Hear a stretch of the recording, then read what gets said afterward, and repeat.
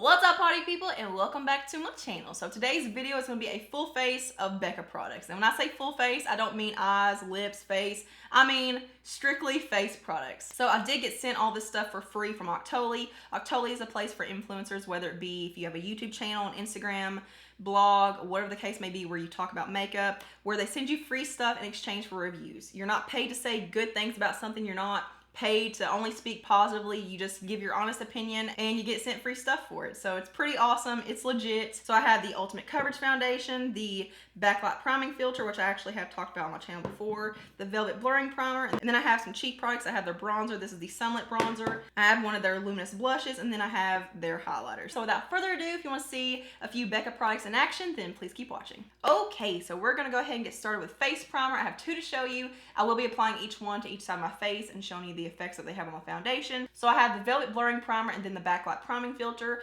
I've talked about the Backlight Priming Filter before on my channel. I've even done an entire dupe video with it, so we'll get into that in just a second. But first, let's talk about the Velvet Blurring Primer. So it says it's gonna be good for all skin types, normal, oily combination, dry, sensitive, you name it.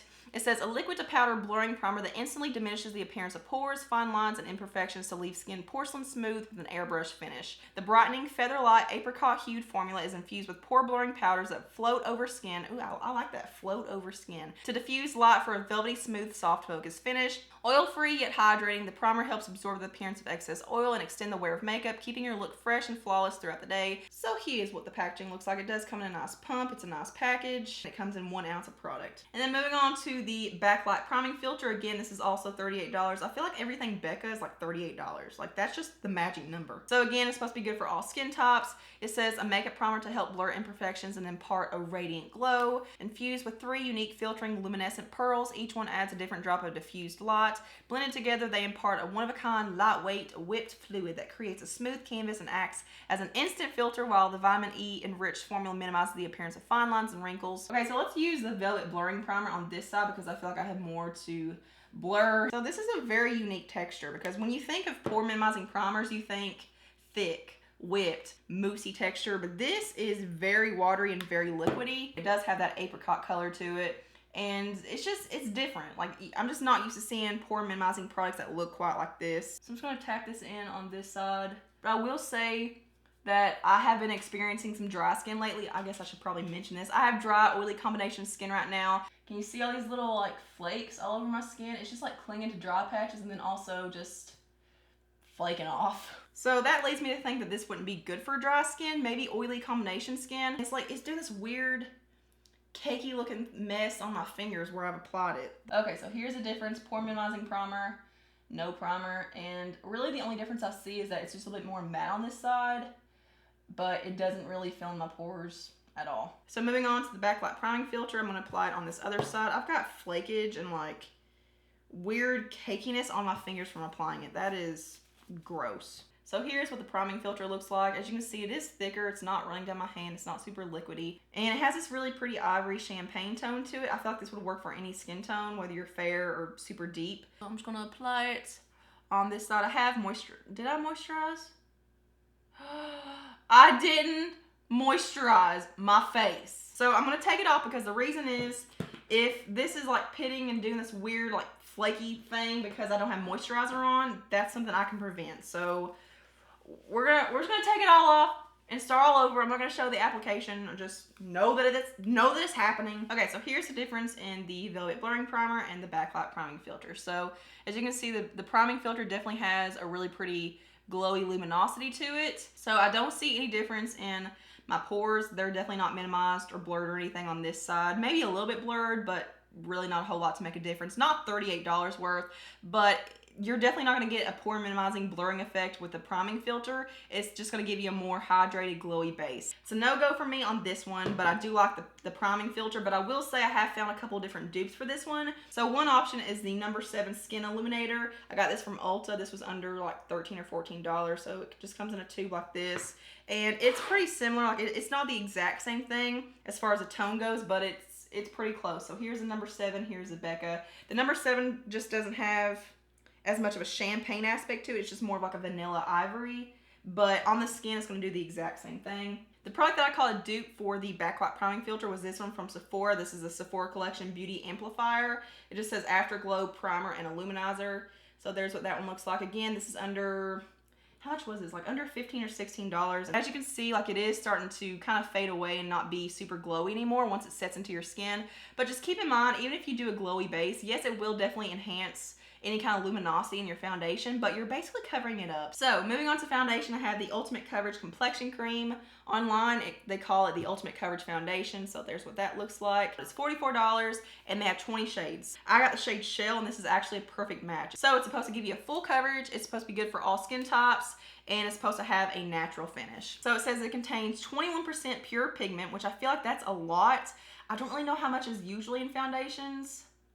If I can figure that out, I'll put it over here. And then 22% water. So I highly recommend using a sponge with this because I cannot imagine applying this with a brush. This is such a thick foundation and a little bit goes a very long way. The other day when I first applied this, I applied way too much and I could stretch it out all the way from over here to over here. So there's one pump. I'm gonna see how far that takes me. And as you can see, the shade is a really nice yellow undertone shade, but it's not too yellow. So to me, this works perfectly. So I'm gonna go ahead and work on this side. I'm just gonna kind of swap this over my skin to get it laid down. Because it's so thick and it's such full coverage, I do find that I have to really work with blending. It does blend out really well and stuff. Like, don't get me wrong, this is blending out pretty fast, but you do have to kind of, I don't know, I feel like I have to press pretty hard to blend it out. So I am gonna go in with another pump.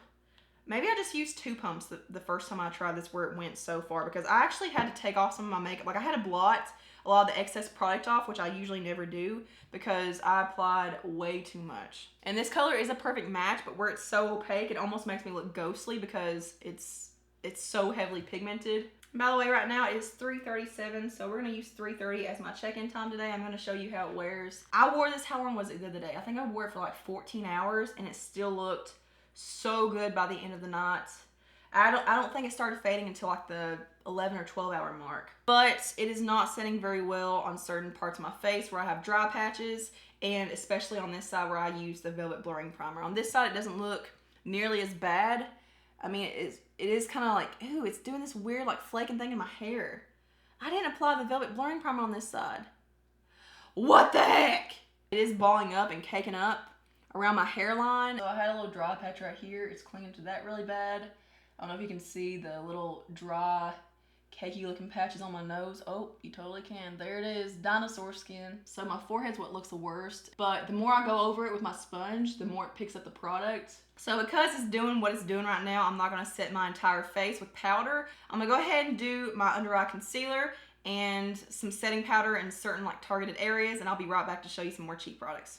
Okay, I'm back, and it's not gonna be a good makeup day. So moving on to cheap products, I do have a bronzer. This is the Sunlit Bronzer. This is $38. I have the shade Capri Coast, so there's what that looks like. They call this a warm golden brown. They have 5 shades available, and to me, they all look like they have a nice, like, satin sheen finish. Now, I know a lot of people are kind of leery of anything that has anything other than a matte finish. Personally, I like bronzers that have a sheen because I feel like they actually mimic a real suntan. And I also have this on my eyes today. This is the only eyeshadow I have. I have this in the crease. So I actually really do like this. It's hard for me to swallow $38 for a bronzer, but if you're willing to pay that price, this is a very, very good one. I really like the way this applies. This isn't a really scary formula. There are some bronzers and cheap products in general that are really pigmented and you have to be really careful with how much product you pick up. But with this, it's not scary. You can pick up however much you want and it blends out so well. I will say if you build it up too much, it can get a little bit orange. Like on this side, it looks a tad bit more warm than what it starts out being. Why do I always apply so much? So moving on to blush, I have the Shimmering Skin Perfector Luminous Blush. This is $34, and I have the shade Snapdragon, which they call a coral. So it just says it's a radiant finish, and they have 6 shades available in this. This is a very, very pretty color, and it looks kind of scary in the pan. Like you would think this would be really pigmented, and you'd have to have, you know, a very light hand with it, but this actually is a little bit more of a buildable formula. It starts out a little bit more sheer, which I do prefer. I guess I should probably swatch this stuff. I can't believe I'm not swatching this. I'm gonna go back to the bronzer real quick and show you what it looks like when you swatch it. It's very smooth and very soft.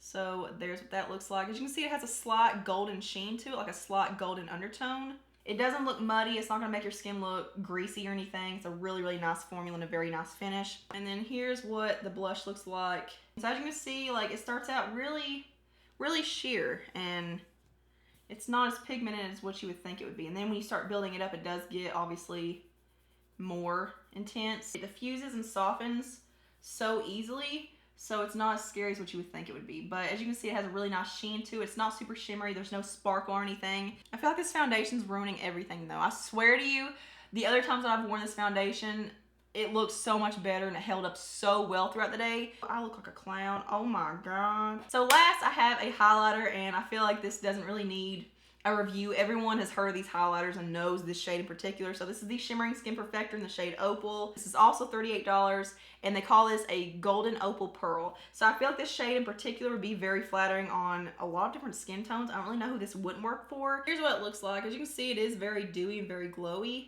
This is a very shimmery, frosty highlighter though. So if you have a lot of texture, then you probably want to stay away from this one. And I know a lot of people will say, well, all highlighters will emphasize texture, they're highlighters. But believe it or not, there are highlighters that I've tried that will emphasize less because they're not necessarily frosty or shimmery. They just have a straight up sheen. But I will say Opal reminds me a lot of my Wet n Wild highlighter in the shade Precious Petals. I mean, it's almost a dead on exact like shade dupe. So before I go in and try to recover this mess, I'm going to show you what it looks like up close. Okay, so from afar they look pretty good. I am impressed with the cheap products, but hopefully you can see my skin just looks very aged, and it's a very, very matte finish. And keep in mind, I did not use a whole lot of powder. I just kind of set under my eyes, my cheek area just a little bit, but I didn't pack it on like I normally do.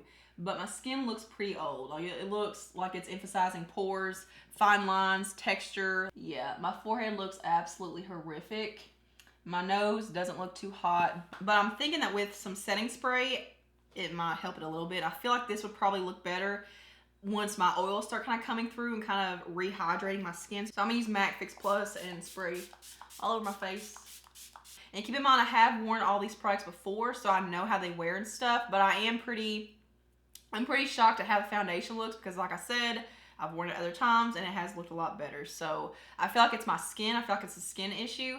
So if you have dry skin, just stay away. Just don't even put yourself through the hassle of this. So it definitely does look more hydrated. I feel like my cheek area looks a lot more hydrated and less powdery and, you know, kind of old looking, but it still looks not so good. My pores look very large and my chin looks absolutely horrific. But I do want to make a correction about the priming filter before I head out.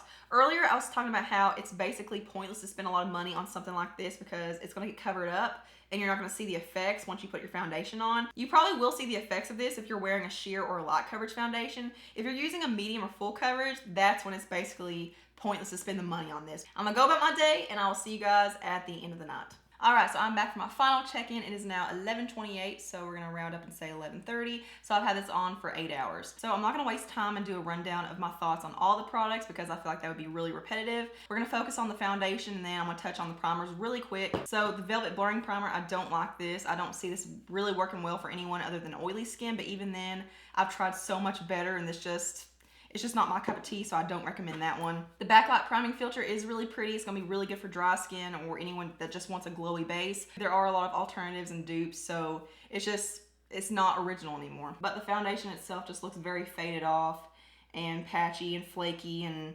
just not flattering. And I thought that maybe it was just because of the primer on this side, but it's on this side as well. It's not as bad, but it's still there. This foundation started out, like I said earlier, looking very dry and cakey and powdery and uneven and patchy and just all the negative connotative words that you can think of for a foundation. So I did not like the way it looked earlier. I went in and I kept spraying setting spray. I even went in with my La La Fox Micro Essential Mist because that one works really, really well for hydrating and getting rid of any cakiness on the face, and it helped a little bit, but not really a whole lot. And I even went in with another hydrating facial mist. This is the Ole Henriksen, I'm not really sure how you pronounce it, Nurture Me Facial Water, and this is specifically for hydration. But I'm not happy with this foundation. I feel like this foundation would work a lot better in the summertime, or if you have extremely oily skin. If you have anything aside from super oily skin, I would say this is probably gonna be a no-go for you. It just clings to all the wrong things and emphasizes everything you don't want to emphasize. My chin still looks absolutely horrendous. I've got this big patchy cakey mess right here at the bottom. My T-zone just doesn't look good. My forehead looks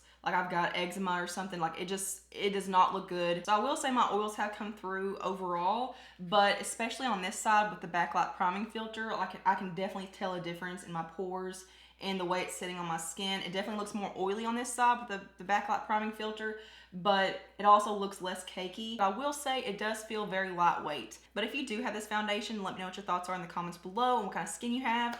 And that is it for my full face of Becca products. So I hope you guys enjoyed it. Make sure you subscribe to my channel. I have a little button right here. You can just click that and it automatically subscribes you.